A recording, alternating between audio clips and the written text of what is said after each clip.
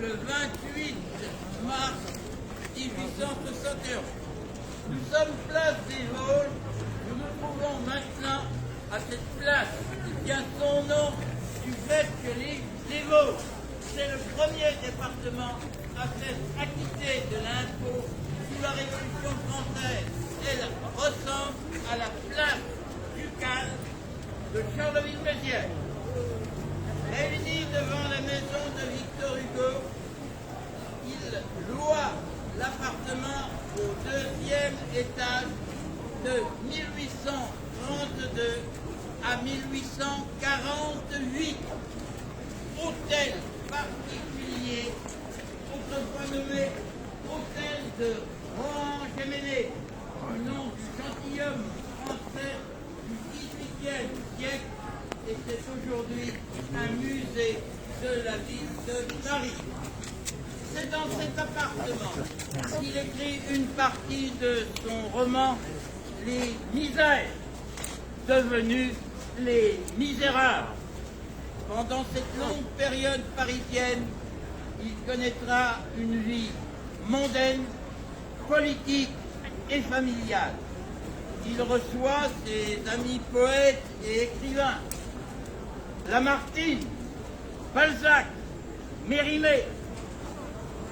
Hugo, dans sa jeunesse, dira devenir Chateaubriand ou rien. Dans ce rien, il y a tout le Hugo que nous connaissons.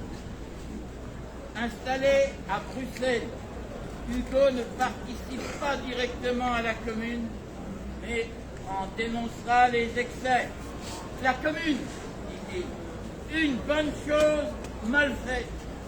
Et d'écrire qu'il était pour la Commune en principe et contre la Commune dans l'application. Il écrit cela 5 ans après la Semaine sanglante. Au lendemain de la proclamation de la République, Hugo est de retour à Paris le 5 septembre 1870, absent depuis 19 ans. Une foule considérable l'attendait gare du Nord. La guerre franco-prussienne bat son plein et son appel aux Allemands est rempli d'un patriotisme républicain. Maintenant, j'ai dit, Allemands, si vous persistez, vous êtes avertis, faites attaquer la muraille de Paris, elle se défendra. Quant à moi, je serai sans armes. Il me convient d'être avec les peuples qui meurent, je vous plains d'être avec les rois turcs. 9 septembre 1870. Vous le savez, la guerre est désastreuse pour la France pendant le siège de Paris. Conformément à la convention d'armistice, la garde nationale a conservé ses armes. Et là, sous sa garde, les canons fabriqués et payés par souscription par les Parisiens. Le gouvernement tente de force et à plusieurs reprises de les récupérer. Le 8 mars ici même et le 16 mars à Montmartre. Thiers voulait récupérer les canons afin de désarmer le peuple. Mais surtout, il voulait arrêter les menaces révolutionnaires. Le jour insurrectionnel du 18 mars 1871, Hugo est à l'enterrement de son fils Charles. Il écrira dans ses quartiers intimes: les bataillons de la garde nationale présentent les armes et saluent le drapeau. Le peuple attend que je sois passé et crie « Vive la République !» Bien plus tard, en 1876, après que Clémenceau se soit battu à l'Assemblée nationale pour une amnistie partielle, pleine et entière, des communards, Hugo mettra son talent d'écrivain en proposant une loi relative à l'amnistie le 21 mars 1876, dont il écrit le texte paru au journal officiel du 23 mai 1876. Voilà quelques extraits. Messieurs, depuis 5 ans, je remplis dans la mesure de mes forces un douloureux devoir que, du reste, d'autres meilleurs que moi remplissent mieux que moi. Je rends de temps en temps, et le plus fréquemment que je ne puis, de respectueuses visites à la misère. Ainsi, les misérables ne l'ont jamais été. Proposition de loi, 21 mars 1876, présentée par Victor Hugo. Article 1er. Sont amnistiés tous les condamnés pour actes relatifs aux événements de mars, avril, mai 1871. Les poursuites pour faits se rapportant aux 10 événements sont et demeurent non avenus. Article 2. Cette amnistie pleine et entière est étendue à tous les crimes et délits politiques et délits de presse, ainsi que toutes les condamnations prononcées à l'occasion d'événements politiques depuis la dernière amnistie de 1870. Il nous faut parler maintenant de Victor Hugo et de Louise Michel.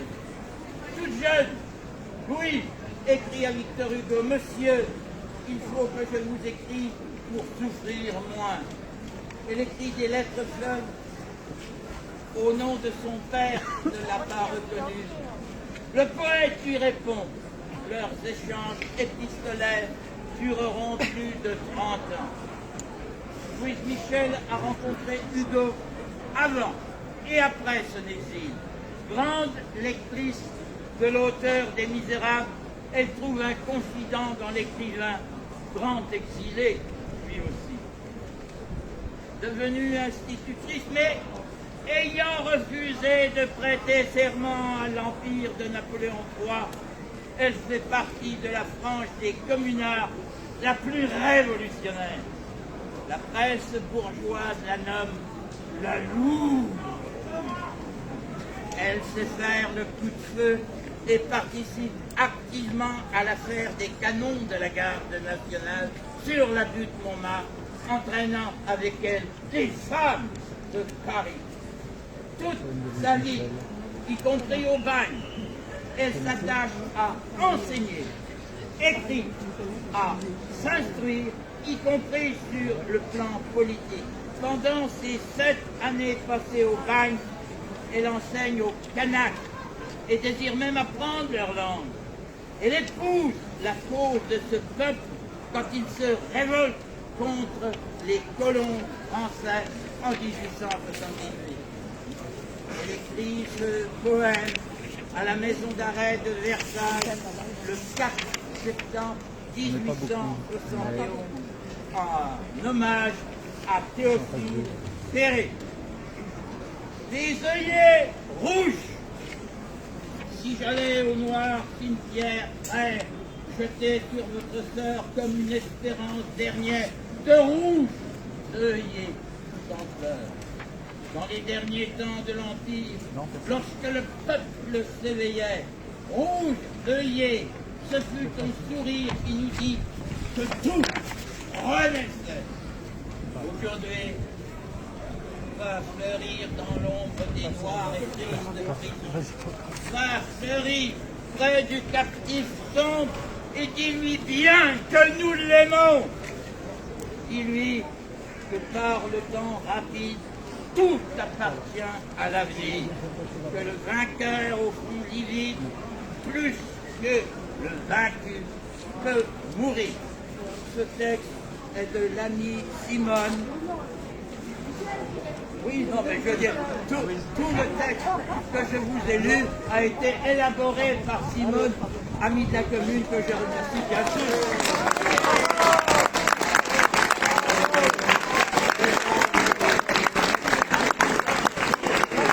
Alors on va devant la mairie du 4e. Vive la commune! Et on chante, on chante. Ah oui, c'est la